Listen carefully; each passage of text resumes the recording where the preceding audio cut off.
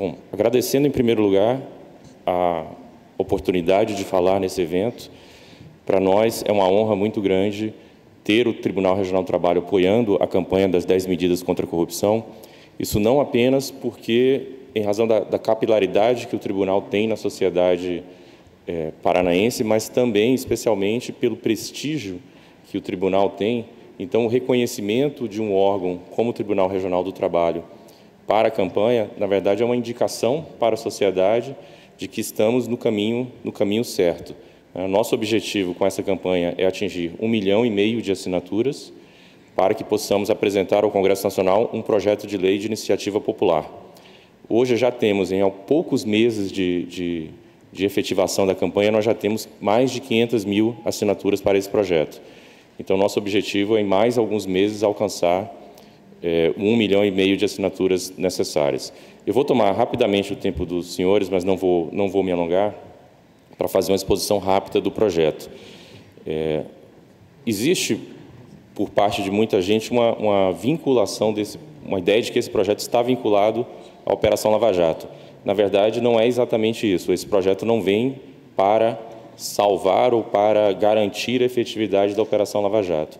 O nosso ponto de vista é o sentido de que o povo brasileiro, na verdade, não pode depender de situações como a Operação Lava Jato para considerar que está livre do problema da corrupção. A Operação Lava Jato é realmente uma coisa que veio para fazer uma diferença, para talvez dar uma transparência para a população do meio como as coisas são feitas na política brasileira, mas a gente não considera, não espera que a Operação Lava Jato por si só vá gerar uma mudança completa no modo como o governo e as pessoas estão acostumadas a lidar com a corrupção no Brasil. Por isso que a gente considera, na verdade, que essa operação é talvez apenas um meio, uma janela de oportunidade para que a população, um pouco mais esclarecida das coisas, possa exigir mudanças no sistema para que os demais casos de corrupção também não sejam esquecidos. Não podemos depender apenas dessa operação. A gente sabe que hoje existe já uma luta muito grande contra a corrupção, mas as pessoas muitas vezes não se dão conta do que acontece e por que razão as medidas, todas essas sucessivas operações contra a corrupção, muitas vezes não vão para frente, não tem resultados, você não vê corruptos geralmente sendo punidos. Há uma estimativa, segundo dados da ONU, no sentido de que 200 bilhões de reais são desviados para a corrupção por ano. Esse dinheiro é suficiente para triplicar o orçamento federal com a saúde, triplicar o investimento federal em educação. Esse dinheiro poderia alternativamente ser usado para multiplicar por 5 tudo que se investe em todo o Brasil em segurança pública. Estando aqui no evento de sustentabilidade, é possível também mencionar que esse dinheiro poderia ser utilizado para pesquisas, para investimento em sustentabilidade, em justiça, em vários setores onde o governo poderia atuar melhor, mas não atua em razão desse desvio de 200 bilhões de reais por ano. Esse mesmo valor seria capaz de retirar da miséria aproximadamente 10 milhões de brasileiros. Essa é uma faixa de extrema pobreza que poderia ser levantada apenas com esse dinheiro da corrupção. Esse dinheiro, essa corrupção que acontece no país, ela não é apenas quantitativa, ou seja, a gente não é apenas uma questão de números, de dinheiro. É uma questão de funcionamento da máquina pública. O funcionário público que se corrompeu na construção de uma rodovia, por exemplo, ele não vai poder punir a empresa quando, logo depois, a empresa estiver toda esburacada. Isso por quê? Porque aquele funcionário público ele está preso ao corruptor. E é isso que a gente vê muitas vezes. Como houve aquela negociata no passado, ainda que seja de um valor pequeno, passa a haver uma junção ali de interesses entre o corrupto e o corruptor, e todo o processo dali para frente passa a ser viciado. Eu vou passar rapidamente aqui a apresentação, porque eu não quero tomar tanto o tempo de vocês, E gostaria de passar aqui para as medidas em si, concretamente, falar rapidamente das nossas propostas de 10 medidas contra a corrupção. O que se constata na prática é que corruptos facilmente alcançam a impunidade no Brasil. A corrupção, como a gente sabe, é muito difícil de ser descoberta e provada. Ela é realmente praticada entre quatro paredes, geralmente não deixa provas, sem testemunhas, né? Corruptor e corrupto fazem realmente um pacto de silêncio, eles não querem perder os benefícios pactuados, muito menos querem ser punidos. Busca-se dar uma aparência legal ao ato praticado. Muitas vezes o ato seria legal se não fosse o pagamento da propina, como no caso Mensalão, quando congressistas receberam para votar em determinados projetos. Ou seja, o voto do parlamentar é um ato lícito. Então, é muito difícil, se você não tem ali a comprovação de que aquele dinheiro realmente saiu, é muito difícil você ter uma punição. Porém, mesmo quando a gente consegue descobrir a corrupção, provar que houve a corrupção, há um grande percentual de casos de réus que acabam não sendo punidos.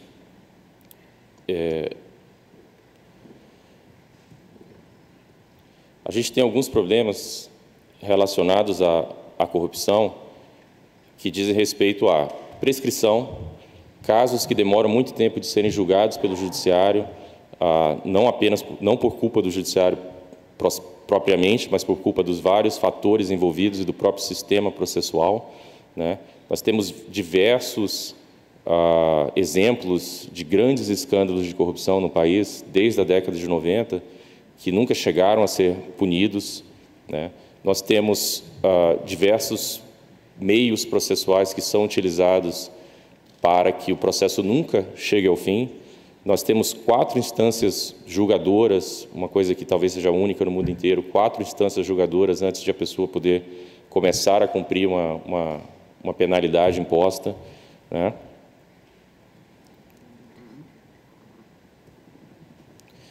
Então, o que a gente considera que é importante para que a sociedade entenda e capte e exija mudanças? Qual que é o peso, o papel da sociedade? O que se pode fazer para construir um muro contra a impunidade e a corrupção?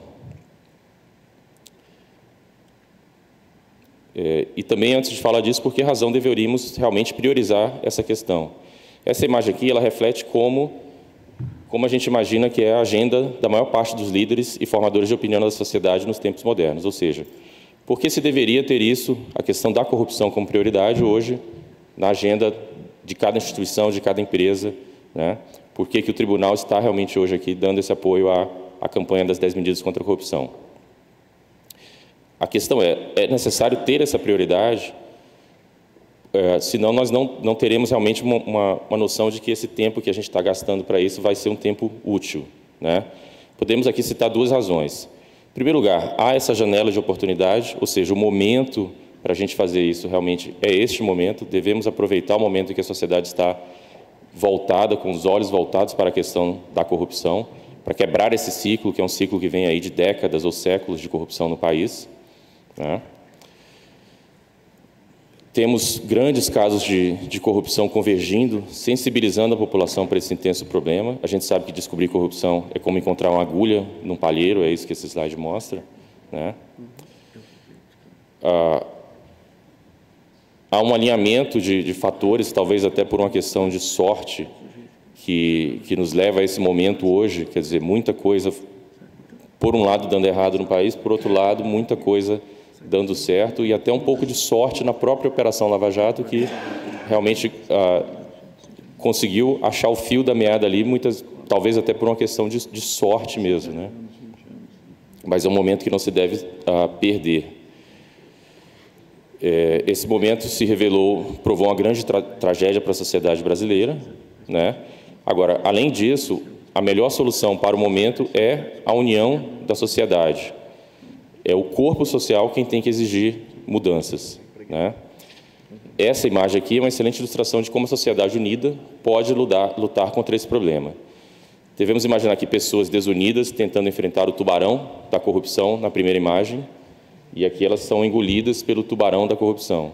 A segunda imagem mostra a atuação da sociedade unida formando um corpo organizado de pessoas contra esse tubarão que é a corrupção.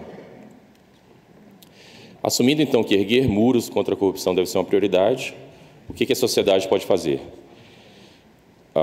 É claro que há vários meios de lutar contra a corrupção e não apenas com projetos de lei, mas realmente esses projetos eles unem a cobrança de mudanças sistêmicas aos nossos parlamentares sobre o nosso sistema, o apoio a medidas e projetos que promovem reformas sistêmicas. Então, essa proposta a gente entende que é um meio talvez mais possível de chegar a esse resultado da luta contra a corrupção. Então, hoje nós estamos apresentando para essa plateia, com o apoio do tribunal, essa iniciativa contra a corrupção, das 10 medidas contra a corrupção. E eu vou, na verdade, não vou passar projeto por projeto, porque eu acho que já estamos sem tempo. Mas eu queria só explicar rapidamente que essas 10 medidas elas têm 3 eixos. Um eixo é o eixo da prevenção. Elas não são relacionadas unicamente à punição mais severa de corruptos, não é isso, né? Um dos eixos é o eixo da prevenção, ou seja, diversas medidas que se voltam a impedir que atos corruptos venham a acontecer. Essas medidas envolvem desde o investimento em campanhas contra a corrupção, como também, por exemplo, a questão de testes de integridade de servidores públicos. Em muitos lugares do mundo, a aplicação de testes de integridade aleatórios, randômicos, em relação a servidores públicos, mostrou em testes que houve realmente uma resposta dos servidores públicos no sentido de evitar casos de corrupção. Há projetos relacionados ao sistema processual, ao fim da impunidade, tentar retirar aquelas brechas da lei que fazem com que os casos nunca sejam julgados ou que, quando julgados, eles sejam considerados prescritos, ou seja, a punição não pode mais acontecer. E há também projetos relacionados ao desvio, à recuperação do dinheiro desviado.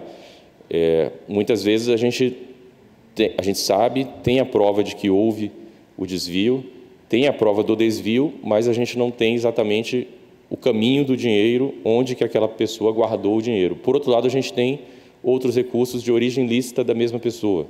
Então, o que se propõe também, por exemplo, dessas medidas, é que a recuperação do dinheiro desviado possa abarcar o dinheiro de origem lícita, é um confisco alargado do corrupto, né? Os procuradores, o juiz Sérgio Moro, os policiais federais, os auditores da Receita Federal envolvidos na Operação Lava Jato já endossaram as 10 medidas, já assinaram, né? Como eu disse, hoje já são mais de 500 mil assinaturas.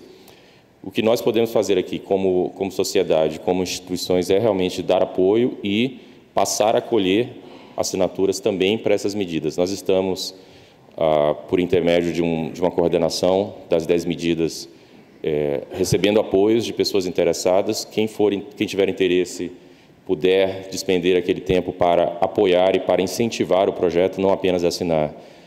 Seria interessante que procurassem a nossa coordenação. Existe um site das medidas que é o www.10medidas.mpf.mp.br, www.10medidas.mpf.mp.br.